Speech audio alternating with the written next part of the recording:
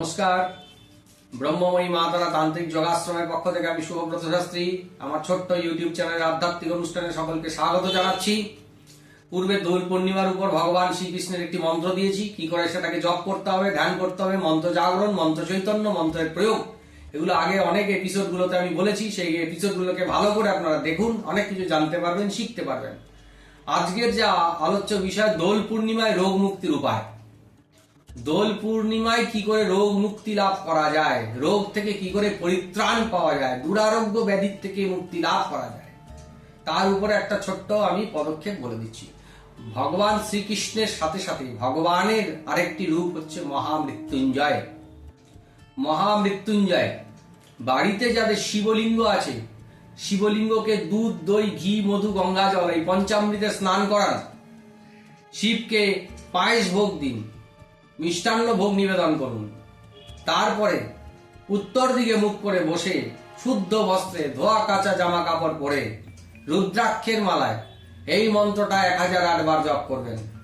ওম ত্রম্বকং যজামহে সুগন্ধিম পুষ্টিবর্ধনম উর্বারুকমিব বন্ধনাৎ মৃত্যুর্মুক্ষ্যমামৃতাৎ।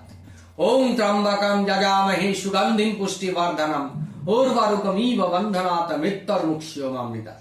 এই মন্ত্রটা 1008 বার রুদ্রাক্ষের মালায় জপ করে ভগবান শিবের কাছে প্রার্থনা করুন।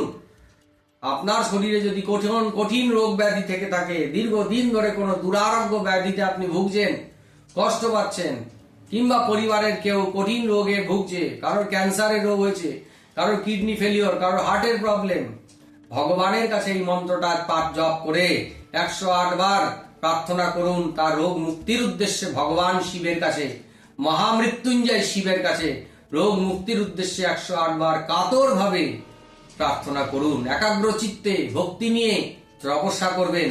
মনোযোগ যেন বিঘ্ন না ঘটে যায়, সাধনায় বসে মন যেন অন্যদিকে চলে না যায়, তাহলে সেই প্রার্থনার কোনো ফললাভ হবে না। সাধনাকে ঠিক রেখে, লক্ষ্য এবং উদ্দেশ্যটাকে সামনে রেখে আপনাকে একাগ্র চিত্তে তপস্যা করতে হবে। করে ভগবানের কাছে যখন প্রার্থনা করবেন, সেই প্রার্থনা ভগবান মঞ্জুর করবেন এবং দেখবেন ম্যাজিকের মতো সেই বিপদ, সেই সমস্যা, সেই কঠিন রোগ থেকে অচিরেই আপনার মুক্তি লাভ হবে। ঠিক আছে, খুব অল্প সময়ের মধ্যে এই বিষয়টা বলে দিলাম। অনেকেই তো পুজো পাঠ করছেন, শিবের নাম জপ করছেন, মহামৃত্যুঞ্জয় জপ করছেন। এটা ত্রম্বক মন্ত্র, অনেকে বলে মহামৃত্যুঞ্জয় মন্ত্র, আবার অনেকে বলে ত্রম্বকের মন্ত্র। এই ত্রম্বক মন্ত্র বা মহামৃত্যুঞ্জয় মন্ত্র জপ করে, সঠিকভাবে জপ করে যদি ভগবানের কাছে প্রার্থনা করা যায়, ভগবান তার প্রার্থনা মঞ্জুর করেন এবং তার সমস্যার প্রতিকার তিনি নিজে হাতে করেন। এটা প্রত্যক্ষ ফলপ্রদ মন্ত্র, আমি নিজে করে বহুবার উপকৃত হয়েছি। ঠিক আছে, এই পদ্ধতি, সিস্টেম, মন্ত্র সাধনা কি করে করতে হবে সেগুলো আগেই বলেছি। ভগবানকে পঞ্চামৃতে শিবলিঙ্গকে স্নান করিয়ে, পুজো দিয়ে, ফুল দিয়ে শিবলিঙ্গকে সাজিয়ে, তারপরে ভোগ, নৈবেদ্য, মিষ্টান্ন, ফল, আহার, যদি ভগবানকে পূর্ণিমায় পায়েস ভোগ দিতে পারেন খুবই ভালো হয়। ভগবান শিবের প্রিয় হচ্ছে পায়েস।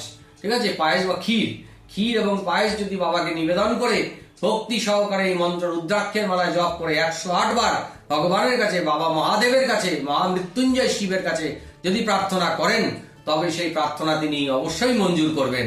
ঠিক আছে, আজকে এই এপিসোডটা এই পর্যন্তই থাক। এরপরে বিভিন্ন টোটকা বিষয় নিয়ে আমি আলোচনায় আসছি।